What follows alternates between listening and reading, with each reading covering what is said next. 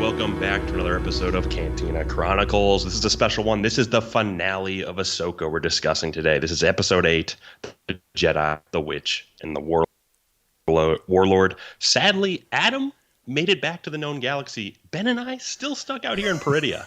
All by ourselves. So we're potting alone today, but we're together. We've got each other, and That's we've got a important. mission, and we're here to accomplish it, man.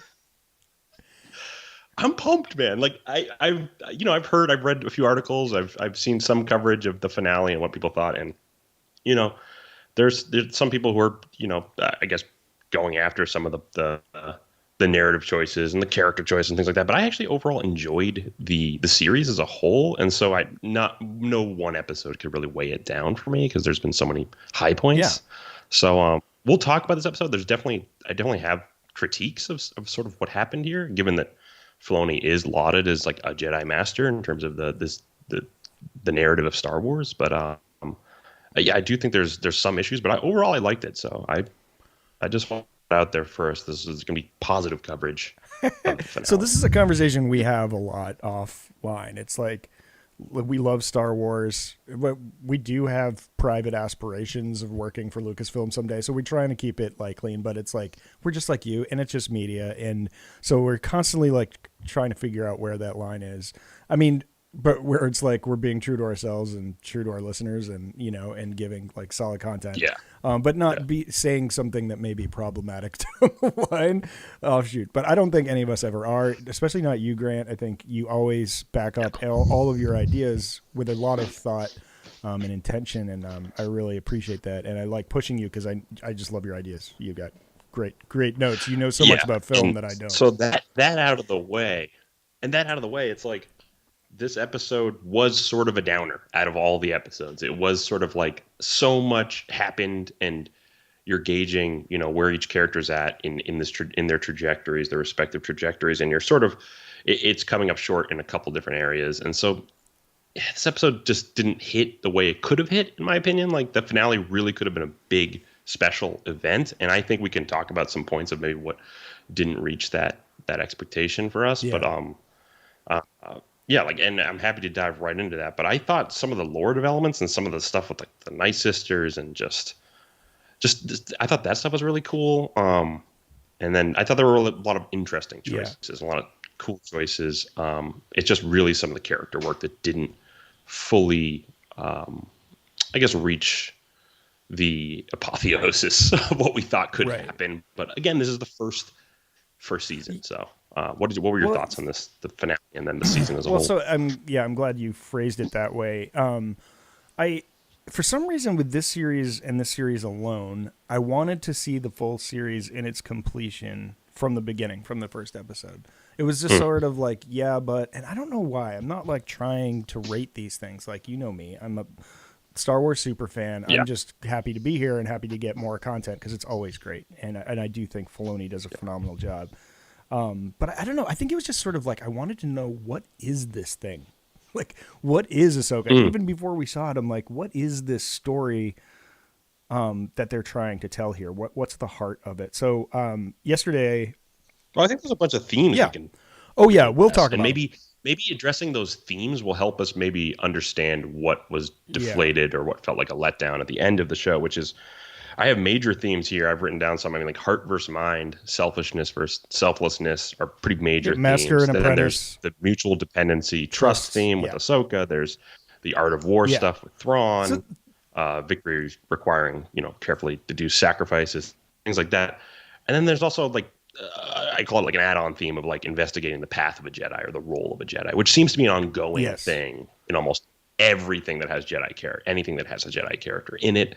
And I think for some of these themes, I almost think that they would have been better supported if there was more of an arc for the characters, right? Like, so in my opinion, I think, again, I've been accused before of being someone who wants like a little darker Star Wars, but it's, Star Wars is also for a broad audience, and it shouldn't just lean dark in any which way just for the sake of being more gritty in any way or whatever. But I do think both Sabine and Ezra could have been darker, more frustrated characters. So when you have Ahsoka the light come back Yeah. inject herself back into the second part of the show. They can be inspired and actually reach that exact same point where they end at. Like she looks so Yeah. cool, such an inspiring force, yet, and there's so much taken from Lord of the Rings, yet they don't take like the dawn of the, like, look to the east and the dawn of the fifth day moment for her. Like, she could have come back. Like, that's the thing I would have lifted, if anything, like, because she looks like, Gandalf. She comes back. If you look at the camera work when she returns into the fold, it's very happenstance, and it's not this sort of played up introduction. Like, she doesn't, it's really not. It's kind of just, she just jumps in a battle and she's back in the picture. And I think there could have been a lot more power to that moment. I think it could have shifted Ezra back to getting back into the Jedi way. What's his journey? In a new direction Yeah. too. Yeah. So, that's something that I thought could have worked better if Ezra and Sabine were just a tad bit more emotional. I think you nailed it, man. I mean, and yes, like, I asked that question, like, what is this thing? And I can't, I watched the whole thing again, and I was like, okay, all right. Cause it's like, I think you really have to consume the series as a whole. And I know that's hard to do because it's like, 6-7 hours of programming or whatever. But it's like, then you can really feel there is like, okay, all right, Sabine does go through this thing, and you even have to dip back into Clone Wars a little bit. People were trying to figure out Sabine sort of like grasping the Force, and there's actually a line from Kanan Jarrus. And so, if you happen to watch Rebels, Sabine inherits the Darksaber from Mandalore, and pretty much she's convinced she needs to be able to wield it because people are going to be coming for her. So she trains with Kanan and Ezra. And Ezra's just sort of like, are you sure she can do this? She's like, can she be successful? She doesn't have the Force. And Kanan Jarrus says, no, the Force resides in all living things. Sabine is blocked. She needs to be open to it. So that actually said, when you look at it from that frame, you sort of can be like, okay, so it's just, some people just have to work harder at it to do it, but it's attainable. It's just, that's just a lot for me to get into. It's just like, cause you're opening this Pandora's box again, which is like Filoni's favorite thing. He'd probably call it like expanding the universe, and expanding the galaxy and the known, like the qualities of the Force. And it is that, but that's funny you say that, because that's why none of the power creep stuff bothered me. Like when she force pushes Ezra onto the Star Destroyer, that didn't fully bother me as much as I've read and listened to and heard elsewhere. It's like that didn't really bother me at all. For me, it was like, I think, and again, episode 4 and 5 are fantastic. I think 5 and 6 are fantastic. Love those episodes. The Thrawn reveal, all that stuff was just so good. So the series as a whole, I'm positive on, and this finale is just, we'll talk about some of the front just to get done with that. But for me, it's like that didn't bother me at all. It's more of that the character developments felt like sharp pivots rather than earned payoffs. It felt like next episode Ezra's building a saber after stating he doesn't use a saber, and that's just like one example. Sabine and Ahsoka's relationship it's just never on the rocks. They always come together, and they always find a way to communicate, and basically there's no real friction with them, really. Like, they're said to be a lot in the past, and you almost want to see that flare up in the show, but it doesn't. So I mean, well, it's like the first 3 episodes. I mean, Ahsoka is cold as ice to Sabine. Like, she's really just like, you feel this sort of like, that she doesn't trust Sabine at all. She's trying to stick to her guns on it. She does, of course, love her, but it's like she made this bad decision. I think she knows it's a bad decision. Everyone sort of regrets it around her, Hera and Huyang, and everyone's just like, dude, like, that was cold. Like, why did you just like give up on your Padawan? And she feels like Ahsoka acts sort of like,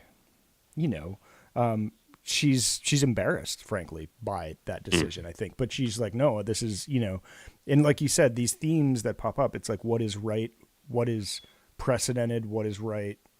And what is right? Like that's a common thing back and forth, where Huyang is sort of this font of like, he kind of flips. It's kind of weird. He is like, well, this is the Jedi way. This is my programming. This is what Jedi do. And like everyone's bumping up against it, like being like, that's not great. But then it's Huyang who's sort of like, well, sometimes there's only one decision and you have to make it. And it may feel like, it may on paper be the wrong decision, but it's the decision you have. So it's not as simple as like following the will of the Force. It's just sort of, even though it is, but it is following the will of the Force, but it's sort of just like, trusting yourself to do what you have to do. Right. And so, and what you're sort of alluding to is that Ahsoka does go on her own sort of inward journey in the show to change her teaching style and her relationship to Sabine and sort of her perspective on Sabine. Yeah. You almost want to see their relationship almost like an episode. I almost wonder if there was an episode of like Sabine and Ezra, and then like Sabine and Ahsoka, like really getting to understand those relationships and really digging into the learnings that they've had outside of each other. Right? Ahsoka's learnings come from Anakin and Huyang. It's like that's great, but I almost want to see a little bit more in terms of them talking about the past, Sabine's frustration, Sabine's endless struggle to grip the grasp the Jedi teachings and the Jedi way. Because I mean, like, there's a lot of comps between Sabine and like Paul Atreides from Dune, where he just studies multiple disciplines, but there's so much kind of internal exploration of his learning, of his journey, it's like I almost wanted that with Sabine. I was like, let's go full Atreides with Sabine, where she really is like, oh, I need to be a Mandalorian for this thing. I need to, the Jedi say this about this. I should do this. And like, just something you almost want just more a treatment of her studies. If she is in fact training, which she says she is, but that's just what she says. I mean, like, you almost want to see that throughout the show. Yeah, I think that's totally accurate, man. Everything you're saying, I think, is totally valid. I think, the choice, I think Filoni really tried to keep it high level and ambiguous. There's the practical element of like, well, you've only got 8 episodes to tell this story, and what is the story you're going to tell? But he like really kept things like really ambiguous and high level, and it like where you have to really dig, and by dig I mean just think about it and just have ideas, and it's cool because you get multiple answers there. Like in order for Ahsoka to be the proper mentor for Sabine, she had to really process what she went through with Anakin and really just like come to terms with that, which I had always thought at this point she had done. Like, I think of her, we think of her as like Qui-Gon, right? Where she just follows the will of the Force.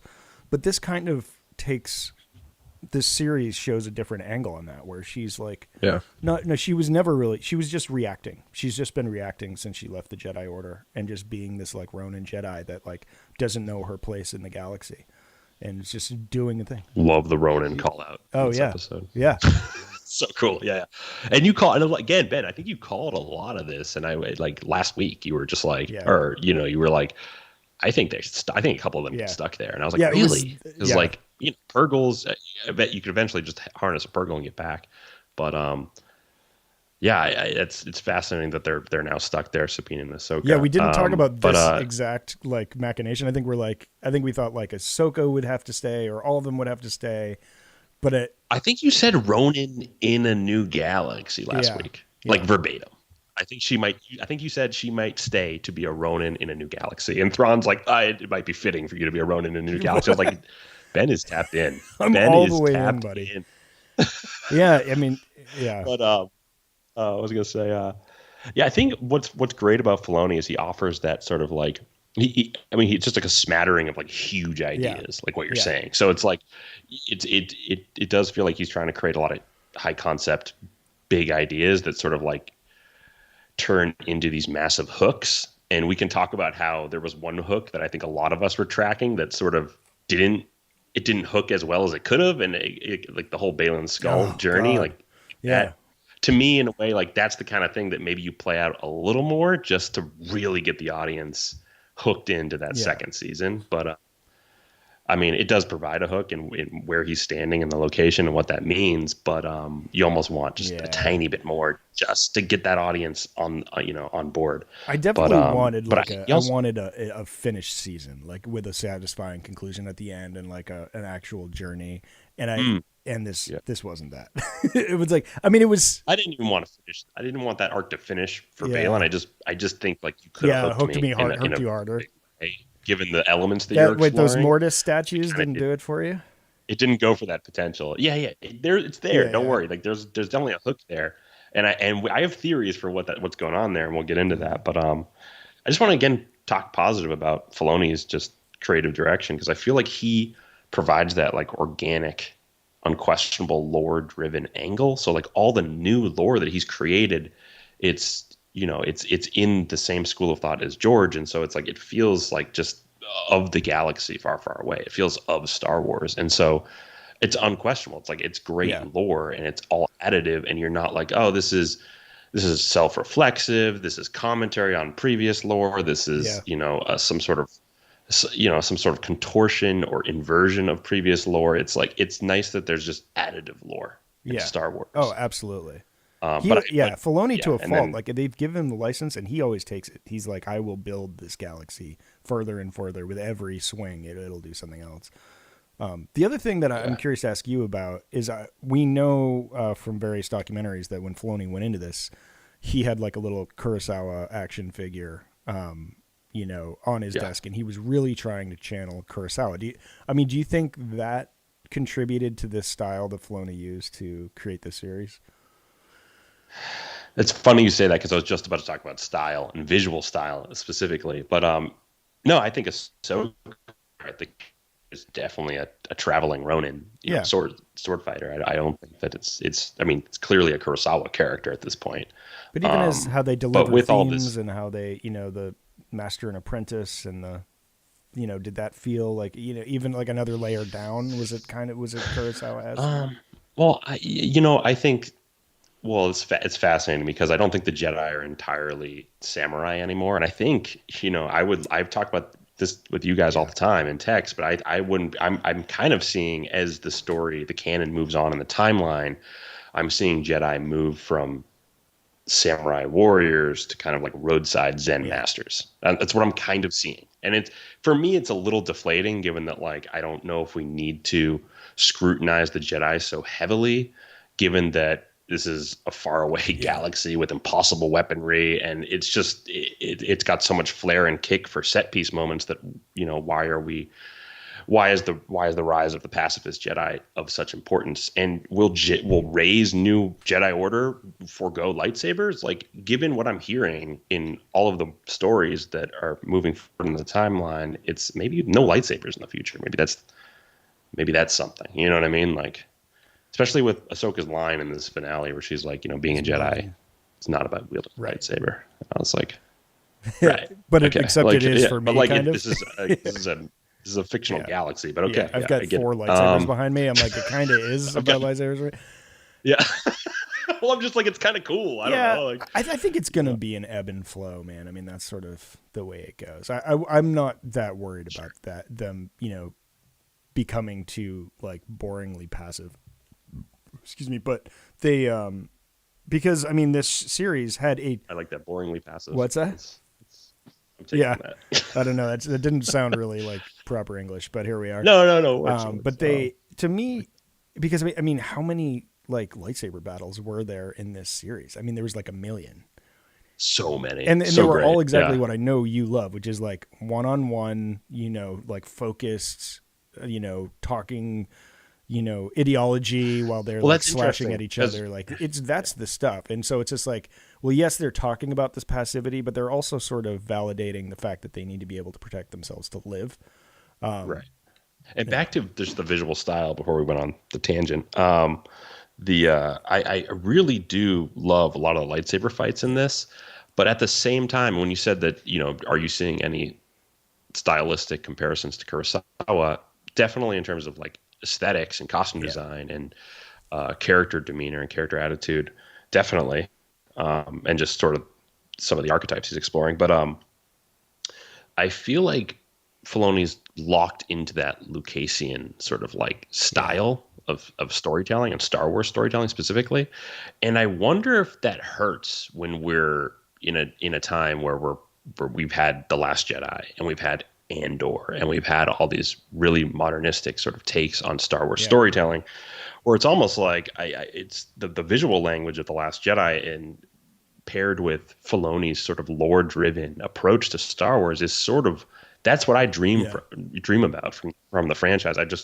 I think Filoni is just a little classical and it can feel a little dated sometimes, given that we've had these other works that are just utterly gorgeous and really, really well thought out sort of visuals that go outside just sort of classical set piece entrances and exits. Yeah, thank you. That's exactly what I was wondering, and you elucidated perfectly. But the classical entrances and exits very similar to Kurosawa. Yeah, there is a Kurosawa-ness to that too, though. And I know George, that was a huge influence. He was a huge influence for George too. So obviously that's sort of the Star Wars style. Right. We don't have George anymore, so it's like why? I mean, I think so. It makes sense, and I don't know if it's Filoni's choice, if it's Kathleen's choice, if it's a choice at all, but it makes sense. Like someone should be beating that drum. Someone should be.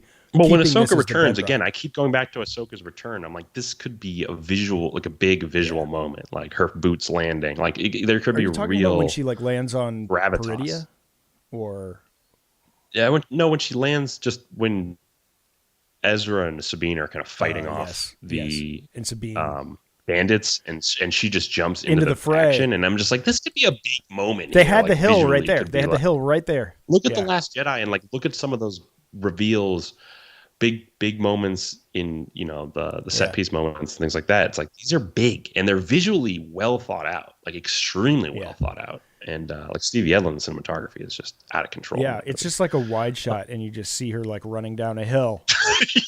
That's exactly what I mean. That's what I'm talking about. But that beat still hit me. I was still like, oh yeah, we got another like Jedi in the fray, and like here she comes. And one of the magical parts of Star Wars is the silhouettes, where everyone has a very unique silhouette, and it's like it could only have been Ahsoka running down that hill into the action. Right. So, I mean, it was a choice, but I get what you're saying, that could have been a powerful beat, and And so I just feel like love that Filoni's an additive storyteller where I don't question anything he adds because it feels so steeped in the mythology and so reverent to what has come before. But yeah, well, the final, I think, gripe I had about this finale was Thrawn. I feel like this is my last little nitpick on the finale. Thrawn is, before we really talk about what we loved, because there's so much to love, and I really want to talk about some of the mysteries that are presented. But Thrawn doesn't seem like the master tactician that his literary kind of his version is. And how I think, and what's surprising to me is like Thrawn's the type of character where people shouldn't even get close to whatever he's trying to achieve. Like he's almost the character you use like parallel action, like Silence of the Lambs level. Like they think they're getting close, but they're nowhere near. You don't see the walls closing in around you, right? You don't even know they're there until you're in a box and you're like, you don't even know he's halfway across the planet somewhere else and he's leaving. You know what I mean? Like by the time they actually get to, they're going to open this last blast door after fighting Morgan and they go through Thrawn's the type of character that like is somewhere else on the planet and it's like, oh, you thought I was there, but I'm not, and I'm leaving by. You know what I mean? It's almost too close. And for him to put like 2 stormtroopers in that docking bay, or like at the very end there, I was like, what? Like, I guess there was the night troopers, but he was being economical. I would have put like an entire, but he needs all these fighters, right, for his next campaign in the galaxy. So he's being very economical, and that was a common theme throughout the story. That's a good defense. I like that. That helps. I think so. The thing with Thrawn and what is lore accurate, like with the Zon Thrawn, is that Thrawn is a master tactician and can do all those things to everyone that doesn't have the Force. But like Force sensitives, he just can't. He can't account for it. He can't quantify it. He can't be tactic around it. And what they tried to say is that in this case, he did a better job and ultimately was victorious because he knew Anakin Skywalker and his methods. He was able to, I guess, put enough roadblocks in between, and stay on, like, just on Ahsoka, to prevent her from stopping him. Now, he thinks he got a clean getaway, but to me, I mean, he didn't know that Ezra was on that ship and was able to come back with him. So he thinks no one knows he's there, and and everything's going to be fine. But Ezra knows everything and can rally the troops. So I think that's the point. Is that, like, Thrawn is, like, tactically perfect until he runs into the Force, and then that's where he knows he gets tripped up. That's a really good defense of sort of some of my critique of his tactics, because it seems like this is the one thing you almost cannot plan for, and just throw as few resources as possible at those situations, just like you're saying, to create a roadblock to put stoppage on the clock. Yeah, and he didn't want to have to do it. It was only, like, as necessary. He was like, although I feel like he probably could have gotten off that planet a little faster if he wanted to. They were loaded in the episode 7, but it was like, all right, well, I'll sacrifice some ground troops, and then, like, the ground troops got mowed through because they had 3 Jedi, like, coming through them, which was powerful. And then he's like, okay, he sacrificed Morgan Elsbeth, and that I think is going to bite him in the butt at some point. Right, because he says, for the Empire, the security of our galaxy, and then she's like, for Dathomir. And I was like, oh, okay. Like, the Great Mothers and Thrawn may not be tied so closely.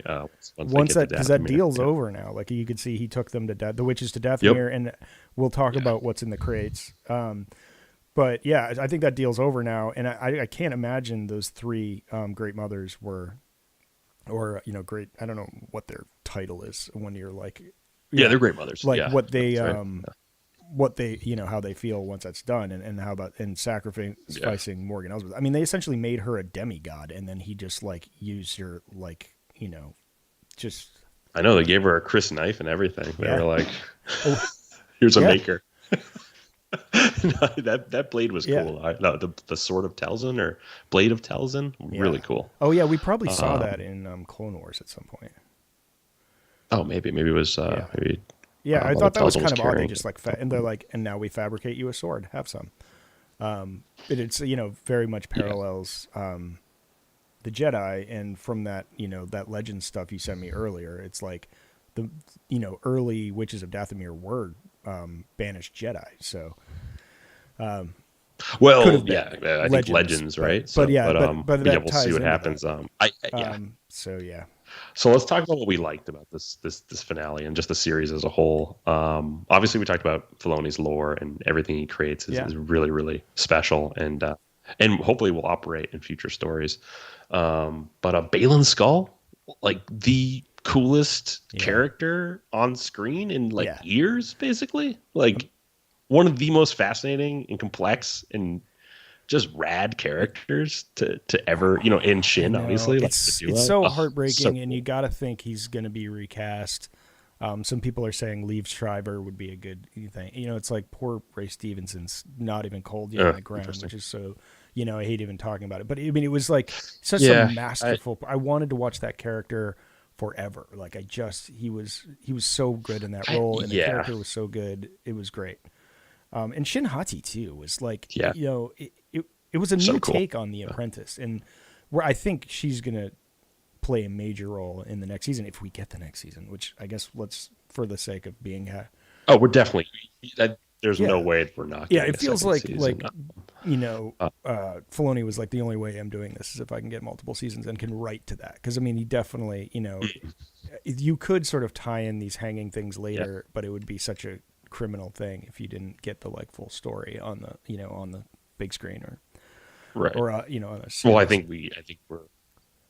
it's probably going to go full Lord of the Rings that second season too, where it's really dealing with some ancient sources of power, things like that. But that's what it looks like. That's what it looks like. I didn't even take that metaphor like that far, but you're right. We could get the 2 towers and sort of realize the full depth of the corruption of the Force. And sure.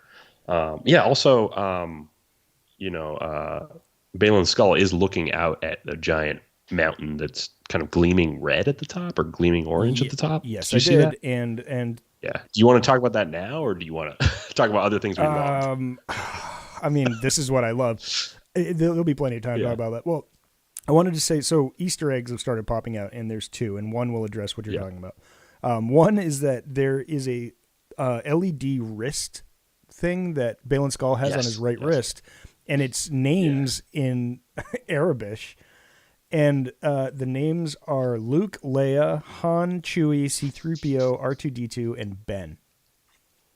Like in a little list on his like wrist. And it's like, is that just a little like, oh, congratulations, you deciphered Arabish? Or is it a reverence list? Is it like, if I see these people, I need, he's a mercenary. Is he supposed to kill those people? Sure. Are those the top, at targets for him to destroy? What if it's just the art department asking Dave Filoni where they should put Orabesh on his armor and what it should say, and he should say like, have it be like the most pivotal characters to the Star Wars canon, and so fans go crazy. And then laughs and walks away. I think there's probably a more than 50% chance that's the case, but it could be more. And it's like, or it's a sign that they're coming, for that. Or he's a time traveling hitman or something, and it's like that's I just can't. They're see all that alive at this point and flourishing, all those characters. So, so they're active. Like he just Well, why did he leave the galaxy if that's his mission? Because what comes next. So so he's on the finger, right? That like I forget what of the father. Yeah, and it's pointing. And if you look in the distance, there is this yellow flame above a mountain in the distance, exactly where that statue is pointing. And for people who didn't watch Clone Wars, the Mortis beings are basically these godlike characters in the galaxy, in the universe, and they are basically like each an embodiment of the Force. The father sort of represents the arcane sort of like Force itself, and the daughter represents the light side of the Force and selflessness, and the son represents the dark side of the Force and selfishness. Yes, and the father sort of maintains balance between those two. Right. The father's almost like So so there was a Mortis arc and we don't have to go through this whole thing, but I explained this to my wife like at the end of that episode, and I was just like, well, actually, like the full Charlie Day, like, and this happened and this happened. So I'll just say there was an arc. It was Obi-Wan, Anakin, and Ahsoka that mysteriously like vanished and ended up on this land of Mortis, which every day is a calendar year, and then ultimately things go side, it was there to have Anakin be the father. Like the father wanted to step down. Right. That was what the Mortis deities wanted. They wanted Anakin to stay on Mortis and become this new figure of balance because he's the chosen one, take the father's place.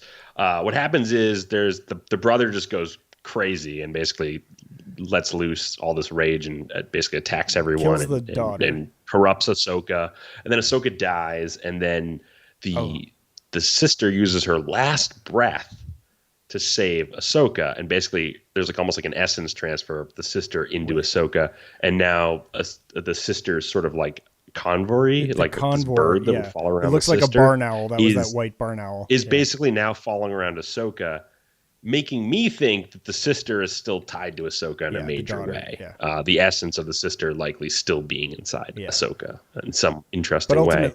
Which begs the question, sort of, will we see a brother-esque situation with Balin at some point? So I'm wondering. So ultimately, at the end of the Mortis arc, they all die. The father, the son, and the daughter all die, right? So so it's an empty world at this point. And so that someone pointed out, so that flame that was above that temple in the distance on Mortis, that's exactly the flame that was above the father's temple on Mortis. That's so it's very interesting. Yeah, because there's a couple locations we see on Mortis that create a lot of sort of questions in my mind.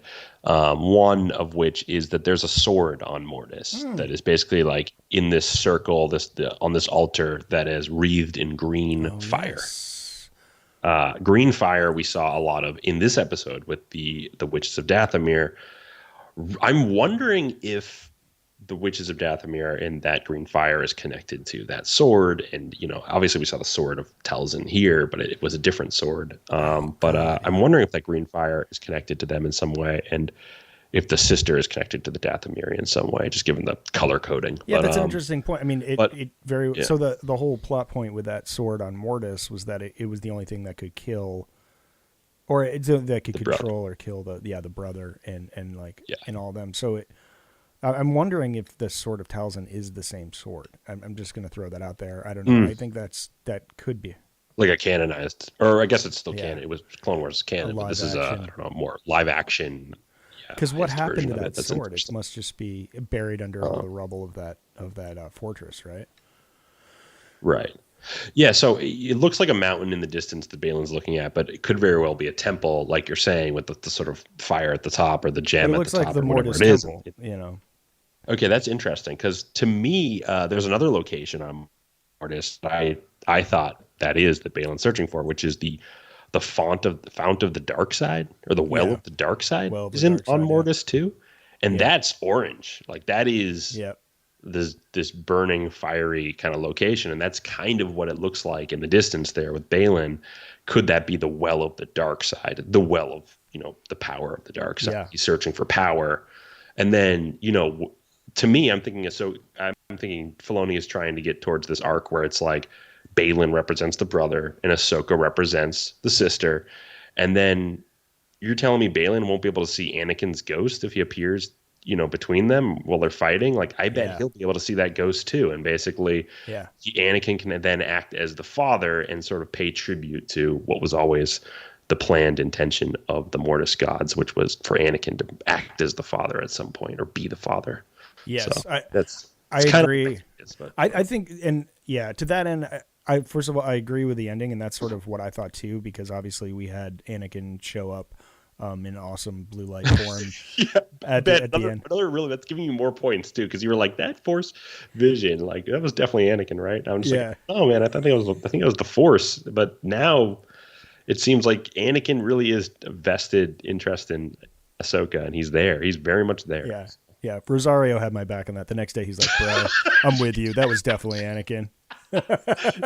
You said just that cut out? Oh, man. Yeah, which is so funny. But yeah, I think I based on what Balin had said in like episode 6 and 7, where he's like, no, I'm going to change the wheel. I'm going to do all that.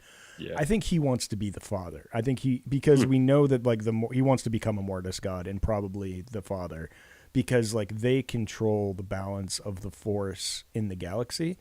And I mean, maybe he does want to tip it one way or the other to like, because we know he wants to break the cycle, right? And only like that is the peak of the Force Mountain, right? Is becoming a Mortis god. So that's what I think he wants to do. That's great too, because that could lead to a really fun visual of like his eyes going black and like the blue pupil and like that, that sort of stuff. That the father looks crazy. Like the father looks awesome, and you have that interesting cowl. Maybe that's a part of becoming the father. I don't know, but no, that could be cool, because that is the ultimate power. When you're talking about ultimate power, it's the father really, because it seems like he's the sort of strongest one of the three. Yeah, I mean, so you've got a trinity of women there, right? You've got Shin Hati, you've got Sabine, and you've got, Ahsoka. Yes. But then you've got the two men, right? You've got Anakin, which I'm considering as a character now, and then Balin Skull as well. So I'm wondering sort of how that shakes out. But I could see a way where, like, Ahsoka, Anakin, and Balin sort of assume the roles of the Mortis gods again. Right. That's sort of what I was theorizing. Yeah. And when we think about in Rise of Skywalker, we hear the voices. Rey hears the voices, and Anakin says, "Bring balance to the Force like I did." And so it's like that could mean like, well, he temporarily balanced the Force when he chucked the Emperor down the well, or it could mean something more, like maybe he actually became the father and brought balance to the Force literally. And and then we hear Ahsoka's voice as well. Maybe this is all coming from Peridia. That's wild. Okay, I mean, I'm interested. I hope Ahsoka ends up being get back in the second season somehow. But that is interesting. Ahsoka needs a grand exit, like her maybe getting on the boat and sailing off to Illuminor is her ending. Right. That's interesting because for a film like The Last Jedi for that title to be as affecting as it is and as powerful as it is, I think all the Jedi need to be cleared off the map. Yeah. Before the time of the First Order, because it really feels more powerful if Luke truly is the very last Jedi. Right. Yeah. Well, I mean, and then Rey, obviously Rey is. Yeah. But you know what I mean. I do. But I think Jedi is a doctrine. It's just sort of, that's another thing this series showed us, which I really like, is sort of like Ahsoka is not a Jedi, right? The closest thing to a Jedi they have is Hu Yang, because he knows the doctrine. But she doesn't. She's like, no, I left the Order. I'm no longer a Jedi.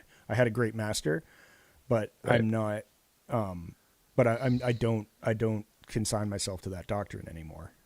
Which is very Qui-Gon of her, and Balin and Shin don't identify as Jedi either, and neither does. Yeah, I guess probably Ezra does. He that's kind of a cool part for him, right? Where he says, Kanan was my master, or I learned to build it for my master. It's like he really did take his tutelage as official Jedi training, so he really does, I think, buy into the whole thing. Yeah. So that's kind of interesting. I mean, now, so you've got to resolve, do Ezra and Luke meet? They're both Jedi and they're both out there. Does Ezra have to fully sacrifice himself at some point, to really clear the deck for Luke to be the last Jedi?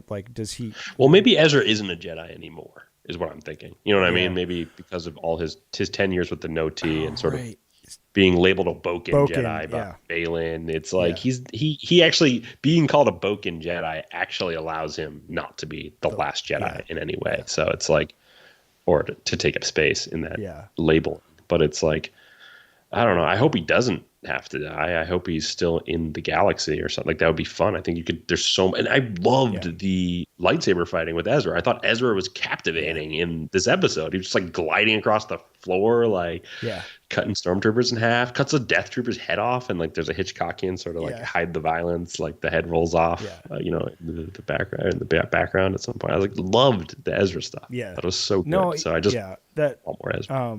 Fondi, I think is his last name, is a fantastic so actor. Good. He's exactly so much charisma. Great directing too, because he just it's exactly what I would imagine Ezra Bridger would grow up to be.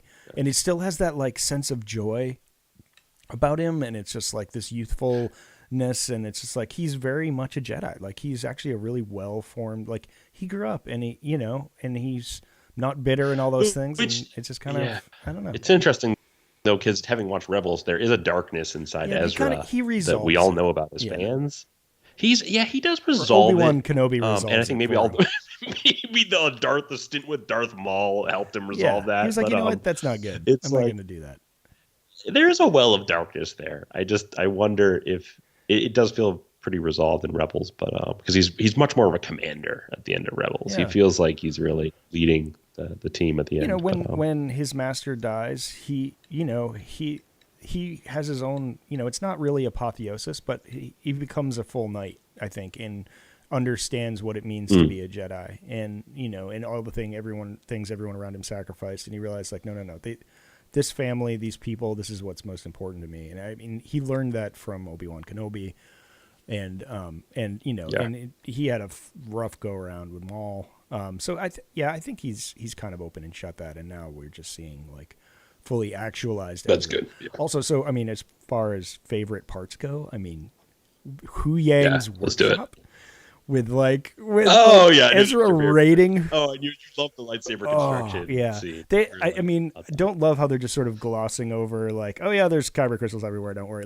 I would show me the drawer with. Yeah, I wanted to talk about that. Is that just Hu Yang just has a few extras? I think that is, but it's show me a drawer with 100 like kyber crystals, or like maybe they're all like in this really cool, Yeah, like nesting egg yeah. situation, and it's like, and he pulls one out. That's where the whole character development feels like sharp pivots versus earned payoffs, because you almost want him to open a drawer, Yeah, like look at the kyber crystals, and then like he's like, "Which one calls to you?" or something, and maybe you hear like Kanan's voice from one yeah. of them or something, and it's like bang, Or like a new Jedi we've something never heard of for a before hot be like, oh second. yes, he was a very wise Jedi and went through this, and this, and like we got a little like they're toying with how old Huyang is, and I don't think they kind of say it in earlier on. He's like, I've trained every Jedi, and like people just gloss over that, like what, like no one stops and is like, what do you mean every Jedi?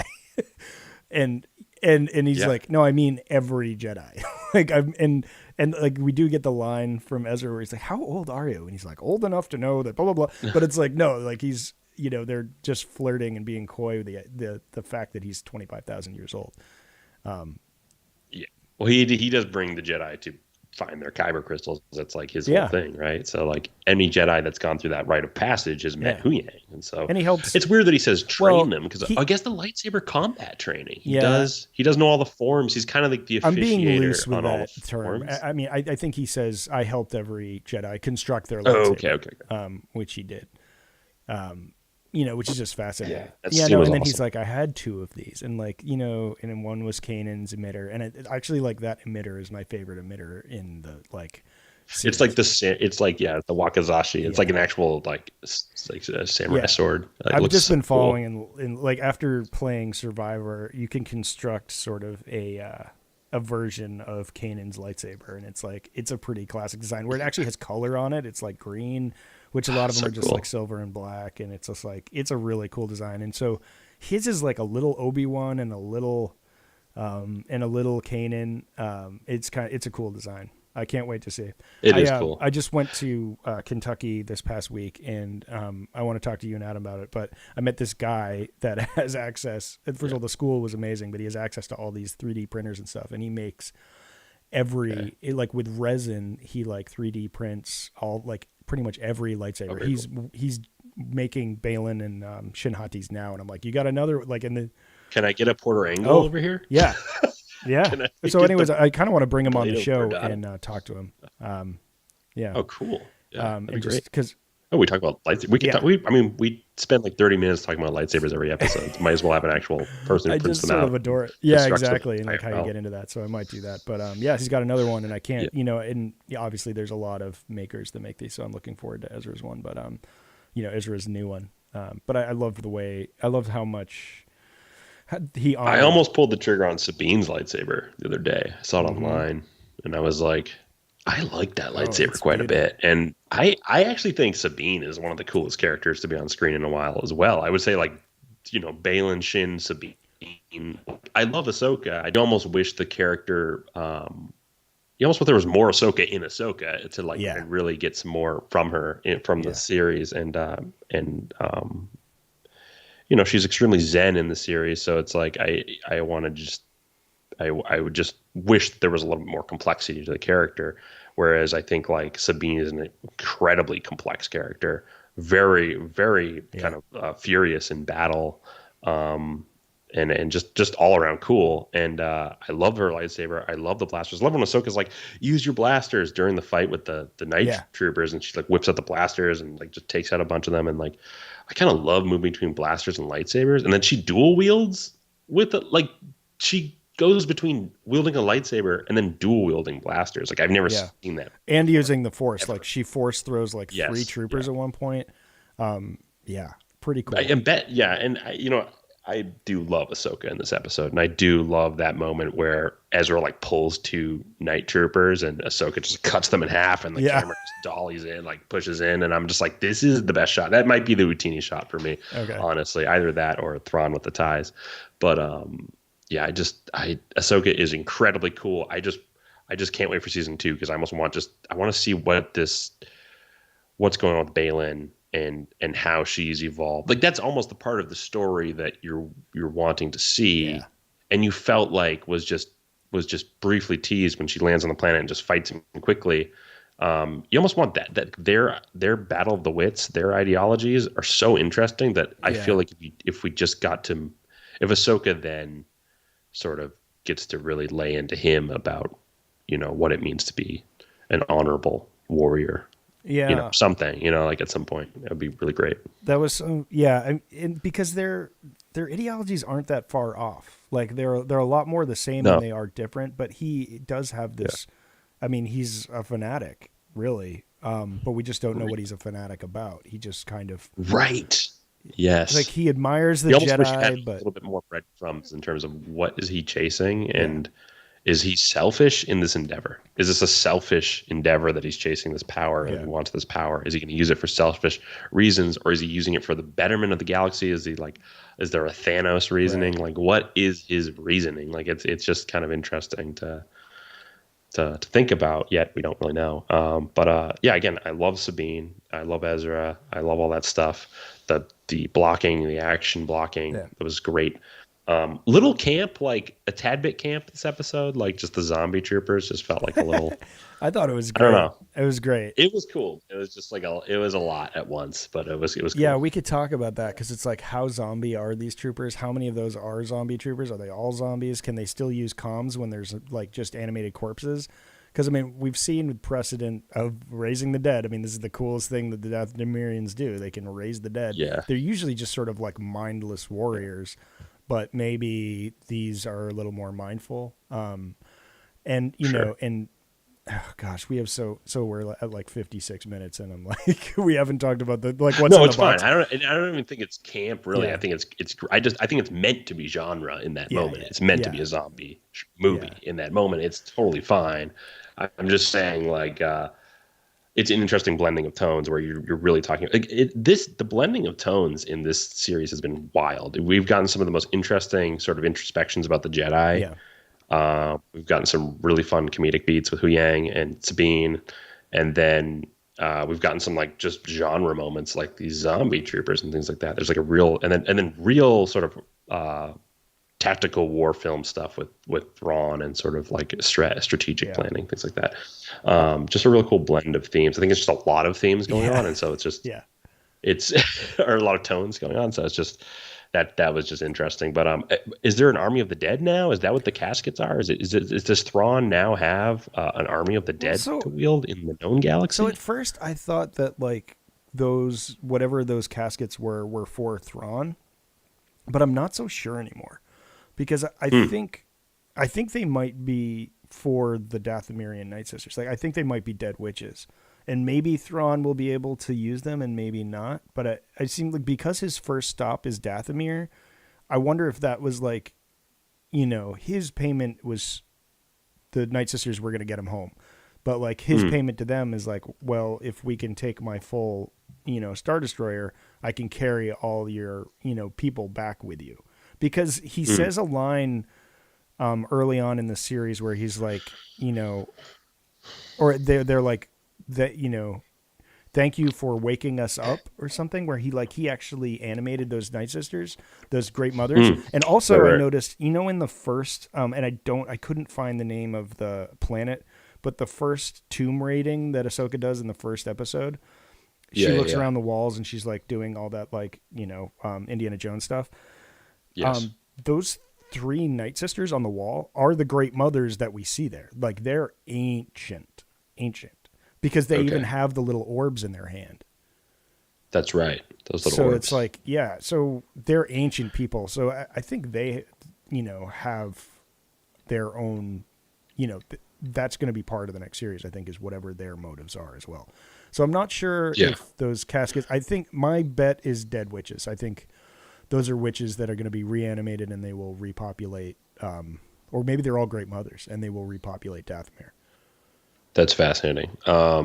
They could be witches. They could be just Dathomiri warriors, like look similar to Maul or something like that. Like that could be great. So it's like really bringing a lot of cool Dathomiri characters back in and have like sort of an army for the witches to wield, maybe not Thrawn to wield. Yeah, that would be cool.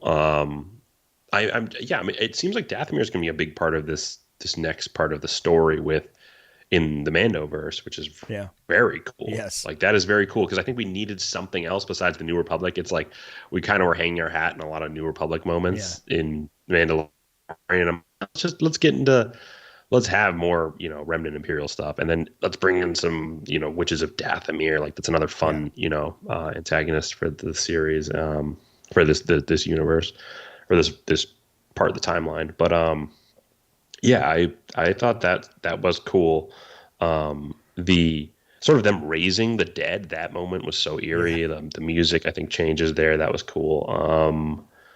What else? Well, there, Yeah, there's I'm interested to see what the Great Mothers do yeah. now that when they get back to the galaxy. So that'll be cool. Yeah, exactly. But it's like, okay, now you've done Mandalorians again, and you've done Dathomirian witches again. It's like I think we need to start investigating new races of of aliens, and sort of we need to create something new that's cool as well. It's it'll be hard, but it's not impossible. But I'd like to see some new stuff. New creatures. I And do new think it's incredibly schisms. genius to use the Dathomiri witches as the sort of mystical Yeah. energy from beyond the known galaxy, because there's lots of moments. I think there's even like Palpatine has always sensed something, Yeah. outside their galaxy, and it's like it makes sense that if it's like Yeah. these great mothers and this thread of No. fate, like that makes Yeah. that makes a lot of This is sense. perfect. Like, the world Yeah. building's smart. It is smart world building. It's super fun. I'm just ready for something else. Like it could have been Zepho or whatever, but it wouldn't have hit as hard as Death and as Night Sisters. Yes.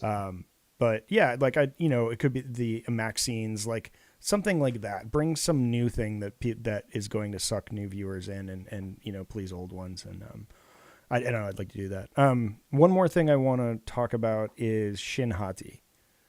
Yeah. And like the tragedy of Shin Hati. Like I think she was supposed, like I think Balin wanted her to go with Thrawn and return. And because he's like he says something like to the tune of your ambitions give you a path that's apart from mine. And it's sort of like she has these power ambitions. That's like only briefly talked about. But I think he thinks like if this is what you want, follow Thrawn. He even says like your place is in the new empire. Yeah. Yeah. All this kind of stuff. And yeah, that's fascinating, because it does feel like maybe she should have gone on the Eye of Sion back to the galaxy, because it seems like that's what was being set up.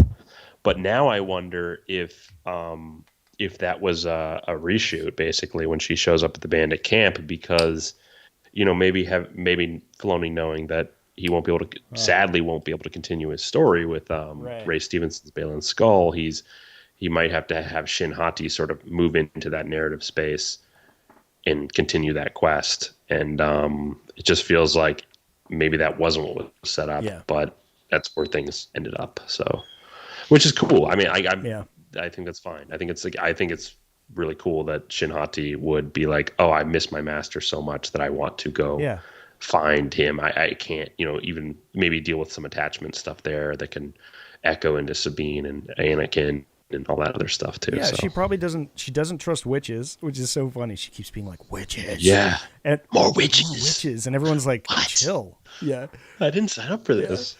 And then she doesn't even know Thrawn, and she doesn't have really any attachment to the Emperor. I mean, to the Empire.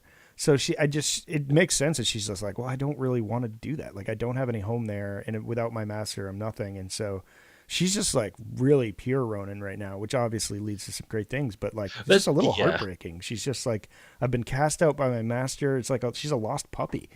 And I'm confused about the Padawan braid as well. Yeah. Because why even do make the braid unless you're going to have a rite of passage to then cut it and basically, like, if your master's never going to see you again, right? Why not cut it then? Don't you think he would knight her before he goes? Like, you know what I mean? Like, something, you're already following it this close, to the actual dogma. Wouldn't there be a moment where like there's some sort of evolution for her character? Yeah, that's a really good. There's just some weird. I have some questions about just like why he's training her so closely to the actual school of thought when he's going to leave her and just sort of like abandon the entire training process. It's weird. Yeah, to me. no, that's a really good point, because it's like, is she just a Jedi fangirl and she just did that on her own, or is this? I mean, it could be Balin is like, if I controlled the Jedi, I would do it differently. But there's certain vestiges he would hold on to, and it's this master and apprentice role. Like, he agrees with that. Yeah. But it's like, there's something else there. I mean, that's, I think, more likely for me is that, Balin thinks he can just do it better. Yeah, I trained you to be something more, Right. which is so tantalizing and cool. Like, I love that line. Yeah. What does that mean? Right. Obviously, it means like she doesn't, she's always going to show force and attack or whatever. But anyways, we're running a little long. Yeah, I have an idea. Yeah. I do want to go through the medal ceremony, and we also want to do another thing with the pillars, where I think we're going to go through and we're actually going to do sort of a little rating thing with the pillars, and I guess it's more for us than anyone else, but how many pillars we checked off. But I think, why don't we wait till next week when we've got Adam back to do both of those things, because I want to get his take on all this. And so we'll do a little another full wrap next week, and then move on to something else. And then probably in 2 weeks, I'd love to cover Rise of the Red Blade, that book, because it's fantastic. Yeah, Delilah S. Dawson's Rise of the Red Blade. Yeah, that'd be great. That would be great. So we'll be doing that, I think, in 2 weeks. And next week, I think maybe we'll have a little interstitial episode where we do a wrap about everything that's been going on in Star Wars around the Ahsoka series that we haven't really got a chance to talk about. No, totally. Yeah, I mean, Skeleton Crew, Acolyte on the horizon. So surprised there was no, like, I thought, well, maybe that's who's coming to save Sabine and Ahsoka is Jude Law. That would be amazing. That's the ride, Yeah. I'm wondering, but that would be so fun. Yeah, we've got lots to talk about. There's comics. There's so much. Anyways, so medal ceremony this week, or you want to wait for Adam? Let's wait for Adam for both of those things. Okay, because that'll be a good way to fold Adam in. We'll let him sort of give his thoughts, and then we'll go through the medal ceremony. I absolutely love that. All right. What an app. What a combo. I feel like we really got to a lot of the narrative, threads there, the threads of fate, and we really found out. We really talked about them. We really, dissected them in a fun way. So I feel like I hope listeners like that. Yeah, I do too. And love to hear from you. And And you have an album coming out, right? Oh yeah, thanks. I have an album come out yesterday. It is a self-titled album. It's called Feed Us, all caps. It'll be a little tough to find for a while because there's other feeds out there, and it just launched, so it's new. But I'm going to put a link into our thread here into our bio. So if you're interested, it's a Halloween party album. So if you like to party and you like Halloween, it's a full album of instrumental electronic music, Halloween party songs. Because my wife thought there wasn't enough of that out there, so I made it for her. Yeah. Very apt, given we're talking about the season of the witch here in Star Wars. Yes. So this is it's awesome that you're providing that to Halloween parties all around the globe. So or the country. That's great. Yeah, and there'll be a YouTube video that's going to be it'll be a music video for the whole album. Cool. That my wife did. Very. So you can just throw it on a TV, turn the volume up, and instant Halloween party. And I'm proud of it. It was a collaboration with one of my musical heroes in Boston, Nick Z, a.k.a. Zizza. And, nice. So it's great. I'm real proud of the album. Hopefully you'll start hearing it. Congrats, man. That sounds awesome. Yeah, thanks very much, man. Appreciate it. All right, we will talk to you next week on another edition of Cantina Chronicles.